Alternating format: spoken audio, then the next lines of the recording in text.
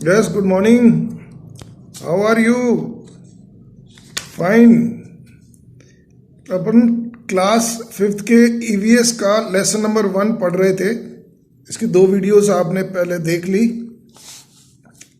आज page number 4 को अपन discuss करेंगे और इंग्लिश में और हिंदी दोनों में मैं बोलूँगा, जिससे कि जो कमज़ोर स्टूडेंट्स हैं वो हिंदी में समझ लें, but they have to learn how to speak English.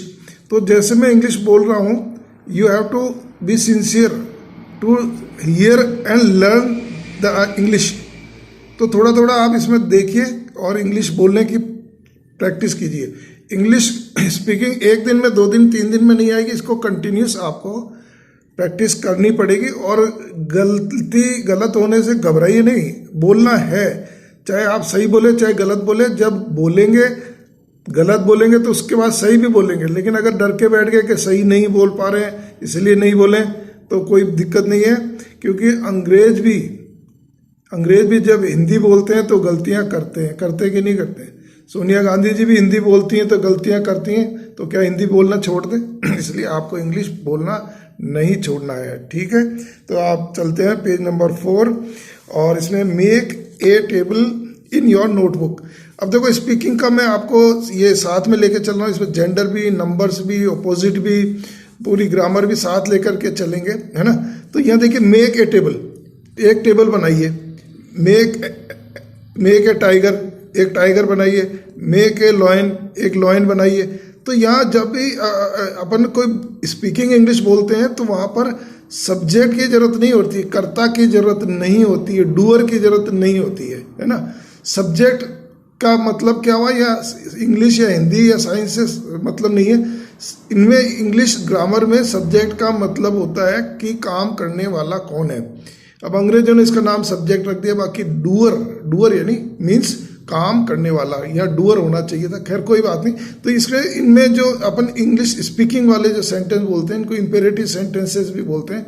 इनमें सब्जेक्ट की जरूरत, कर्ता की जरूरत आगे नहीं होती है। ओनली वर्ब की जो फर्स्ट फॉर्म होती है, गो, राइट, ईट, ड्रिंक, अवेक, बाथ, है ना, ये इनसे जो है सेंटेंस इजीली बनते हैं। अब देखिए आप, इसमें केवल क्या है, मेक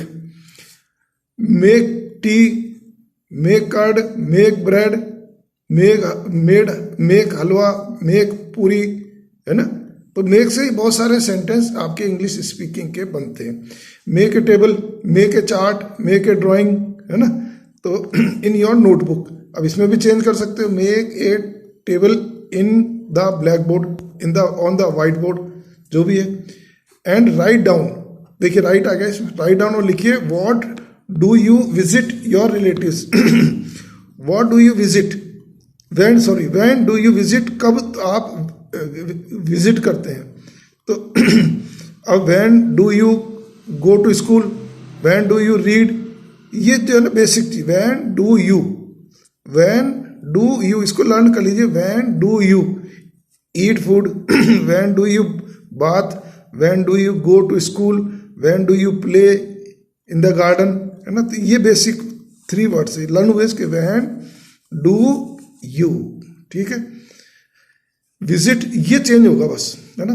योर रिलेटिव्स होम, आप अब रिलेटिव की देखिए स्पेलिंग RE, रिलेटिव्स। जो वीक स्टूडेंट्स हैं उनको और इंटेलिजेंट स्टूडेंट्स सबको साथ लेके चलेंगे, है ना। ये ऐसा नहीं है कि अपन कमजोरों को पीछे छोड़ दें। कई स्टूडेंट सोचते होंगे कि ये तो मेरे को तो आता है। अरे भाई, ये वर्ड तो आता है, लेकिन इससे हार्ड वर्ड भी तो आ सकता है, नहीं? हाँ भाई, ये मेरे को तो सर ये वाला वर्ड आता है, कोई बात नहीं, आता है, इससे भी बड़े बड़े आएंगे। देखो ये बड़े वर्ड्स आ रहे हैं, है ना, ये बड़े वर्ड्स आ रहे हैं। वहाँ क्या करोगे, एक साथ, मैंने पहले भी कहा है कि you have not to read the big words, complex words in one time. एक टाइम में उनको नहीं पढ़ना, but you have to do, क्या करना है, you have to cut the word, उसके पीसेस करने, टुकड़े कर करके पढ़ो। तो देखिए यहाँ पर RELA ले, TIV रिलेटिव्स, है ना, होम्स। तो क्या आप अपने रिश्तेदारों के, रिलेटिव्स मीन्स रिश्तेदारों के होम्स। अब ये प्लूरल हो गया, होम का बहुवचन हो गया, S या ES लग गया। मोस्टली में S या ES लगता है ना, तो वो एक वचन से बहुवचन बन जाता है, homes. If there is some necessary work, if there is some necessary work, कोई ज़रूरी काम हो, और ऑन फेस्टिवल्स, या त्यौहार पे जाते हो, और नेवर एटसेट्रा, या नहीं जाते हो। और अब तो कोरोना में तो जा ही नहीं रहे, जा रहे हो क्या? No no, no one is going outside, कोई भी आउटसाइड नहीं जा रहा। तो this is the chart, this is column of relatives, this one is column of relatives, relatives means रिश्तेदार। और this column is of do you live with them, do you live with them, क्या आप उनके साथ में रहते हैं? You live with father, you live with mother, yes. When do you visit there home, और उनके घर पर तुम कब जाते हो? तो फर्स्ट इज नाना जी नानी जी, सीधा सब जने जाते हैं, है ना। नाना जी नानी जी क्यों जाते हैं? नाना जी नानी जी के घर क्यों जाते हैं? Why you go nana ji nani ji house? Because your mother goes there, क्योंकि मम्मी वहाँ जाती है तो साथ में जाना पड़ता है। दादा दादी के नहीं जाए, लेकिन नाना नानी के तो सब जने जाते हैं। तो do you live with them, तो नाना नानी के साथ तो कोई भी रहता नहीं है, नहीं ना, no, I do not live with dada nana nani. When do you visit there home, वहाँ पर कब जाते हो? इन समर हॉलीडेज, गर्मियों की छुट्टी में ही जाते हैं ज़्यादातर, है ना। दादाजी दादी जी, कईयों के तो दादाजी दादी जी लिव विद देम, तो दे live with us, they live with अस, वो हमारे साथ में रहते हैं। और when do you visit there home, वो अगर बाहर रहते हैं तो वही छुट्टियों में दिवाली पे भी जा सकते हैं, होली पर भी जा सकते हैं। चाचा जी चाची जी, अंकल आंटी, है ना। तो कईयों के तो साथ रहते हैं जिनकी जॉइंट फैमिली है, उनके they live with us, they live with us. और अगर छुट्टियाँ नहीं रहते तो we go there in holidays. फूफा जी बुआ जी, फूफा जी बुआ जी के साथ तो बहुत कम लोग रहते हैं। फूफा जी बुआ जी जानते हो ना, हाँ। कौन? तो पापा की जो फादर की जो सिस्टर होती हैं, फादर की सिस्टर को बुआ जी बोलते हैं, उनके हस्बैंड को फूफा जी बोलते हैं। तो इसमें भी वही आ जाएगा, we do not live with them. और वो कहाँ रहते हैं? They live in their village, अपने गांव में रहते हैं। ऐसे मौसा जी मौसी जी, तो मौसा जी मौसी जी के भी साथ में नहीं रहते हैं, है ना, वो भी अलग ही रहते हैं। अब नेक्स्ट टॉपिक आ गया एडप्शन। एडप्शन, एडप्शन का मतलब होता है गोद लेना। जिनके भाई बहन नहीं होते, जिनके बच्चे नहीं होते, कई फादर मदर जिनके बच्चे नहीं होते, वो प्राय क्या करते हैं? दे एडप्ट अनदर चाइल्ड, वो दूसरे बच्चे को गोद ले लेते हैं, किसी दूसरे के बच्चे को गोद ले लेते हैं और अपने बच्चे के जैसे पालते हैं। सुना होगा तुमने कि ये बच्चा गोद लिया हुआ। गोद लिया हुआ का मतलब ये नहीं गोदी में ले लिया उसको परमानेंट ले लेते हैं। Once in rainy season, rain से बना है, वन से वंस बना है, वन से वंस इन रेनी, रेन बरसात का, सीजन। अब देखो सीजन की स्पेलिंग सी मीन्स समुद्र, है ना, और जन सीजन मौसम में।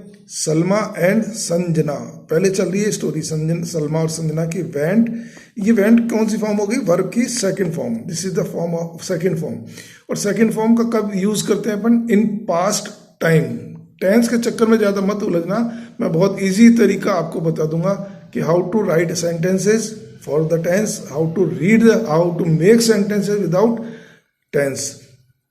अब ये टाइम कौन सा हुआ, है ना, टाइम पास्ट हो गया, वो गए, तो पहले गए, तो सलमा एंड संजना वेंट, गए, तो वर्ब की सेकंड फॉर्म का यूज करते हैं जो कि काम पहले हो चुका है ना, पहले से पहले। अभी से जो पहले के जितने भी वर्क यू हैव डन, जितने भी वर्क तुमने डन किए हैं, काम किए हैं, तो उनमें हम कौन सी फॉर्म करते हैं? वर्ब की second form. Go, went, gone, write, wrote, written, play, played, played. तो ये सेकंड फॉर्म हो गई, है ना, समझ में आ गई। सेकंड फॉर्म का यूज कब करते हैं? जबकि कोई घटना पहले हो चुकी है। Sanjana went for a picnic in A garden, तो पिकनिक पे गए, वेयर? In garden. अब इसको और बढ़ा सकते, Salma and Sanjana went for a picnic in A temple, है ना, ऑन ए हिल, पहाड़ी पे गए, इन फॉरेस्ट, जंगल में गए, फार फ्रॉम देयर स्कूल, दूर, अपने स्कूल से दूर गए, दे एंजॉयड, कौन सी फॉर्म आ गई है? वर्ब की सेकंड फॉर्म आ गई, क्योंकि वो जा चुके हैं, है ना, तो they enjoyed the picnic by playing खेल करके, एंड ईटिंग और खा करके, विद देयर फ्रेंड्स अपने दोस्तों के साथ, वाइल ये नया वर्ड है ना, वाइल जबकि, दे वर हैविंग वो ले रहे थे, देयर फूड अपना फूड खाना, इन द गार्डन में, वन ऑफ द क्लासमेट है ना, वन ऑफ देयर क्लासमेट उनके क्लासमेट क्लास के साथी, मोहन आस्क्ड, कौन सी फॉर्म हो गई है, वर्ब की कौन सी फॉर्म है, सेकंड फॉर्म, क्यों ईडी लग गया है ना, तो ईडी जब लग जाता है तो वर्ब की सेकंड फॉर्म होती है।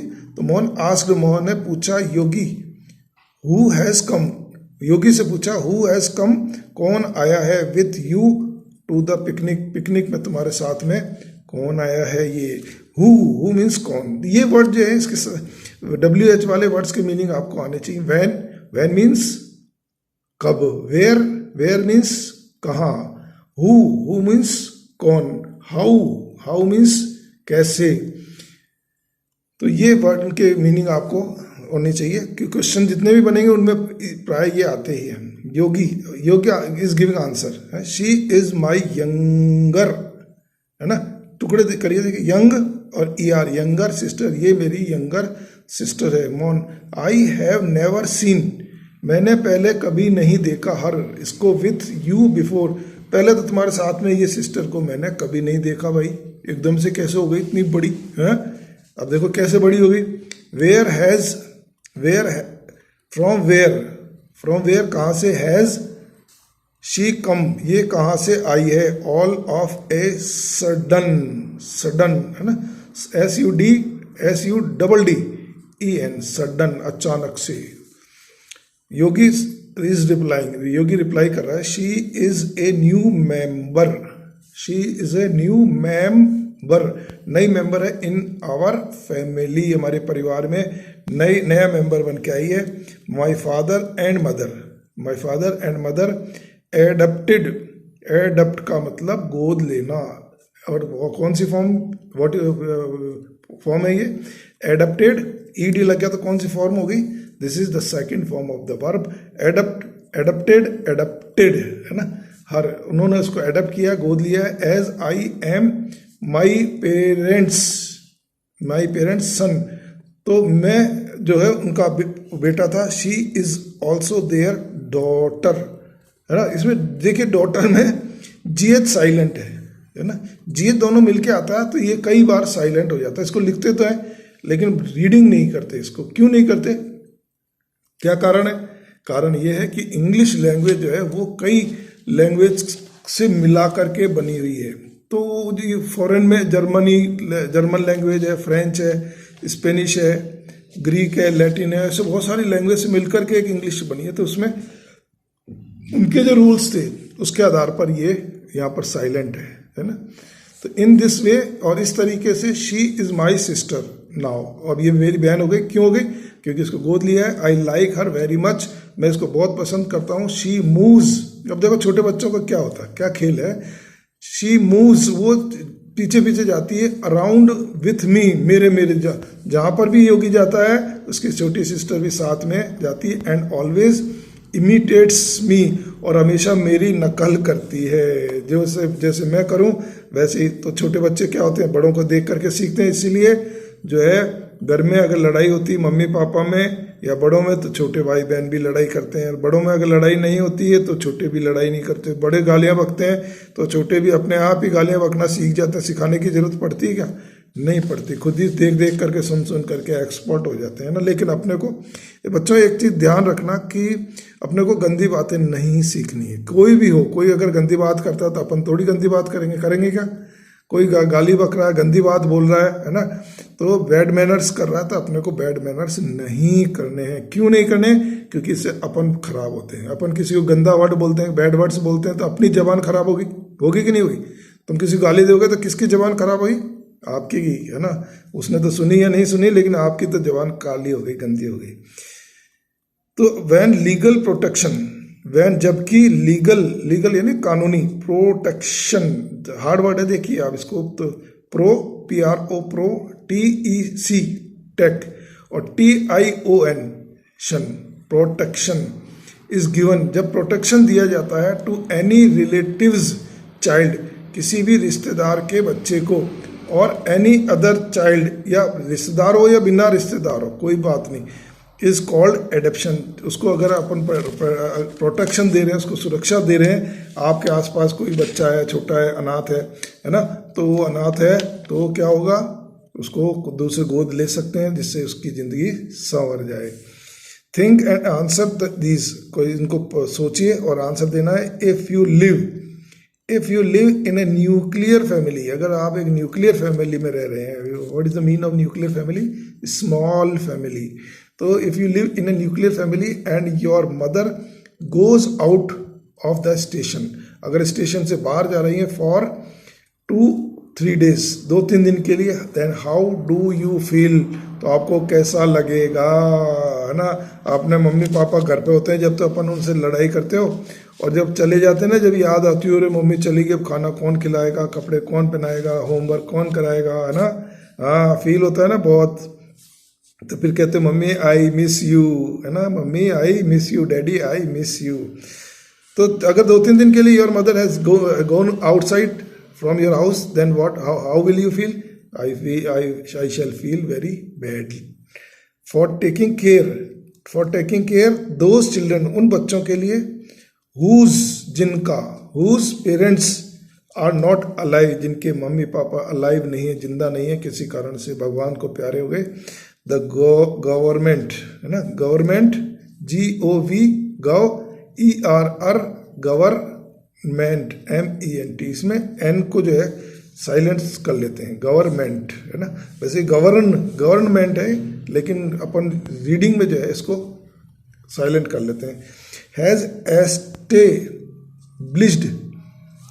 एस्टेब्लिश्ड स्कूल्स, तो उन्होंने स्कूल्स बनाए हैं, ऑर्फेंजेस बनाए हैं,